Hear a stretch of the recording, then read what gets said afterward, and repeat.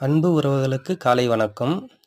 இன்னைக்கு வந்துட்டு நம்ம திருவண்ணாமலையில் உள்ள திருநேர் அண்ணாமலையாரை பற்றி சின்னதாக ஒரு வீடியோ உள்ளே போகலாங்களா? அந்த பார்த்துக்கோங்க. இதுதான் அண்ணாமலையார் திருவண்ணாமலையினுடைய மலை பக்கத்தில் அதாவது திருவண்ணாமலை மலைக்கும் உள்ளே இருக்கிற திருவண்ணாமலை அண்ணாமலையார் கருவறைக்கும் அது நேர்கோட்டில் தீபம் ஏற்றுறாங்க இல்லைங்களா? அந்த நேர் பகுதியில் பின்புறமாக இருக்கிறது தான் திருநேர் அண்ணாமலையார். அந்த திருநேர் அண்ணாமலையார்ன்றது நம்ம 3 முகம் ஒரே நேர்கோட்டில் இருக்கும்.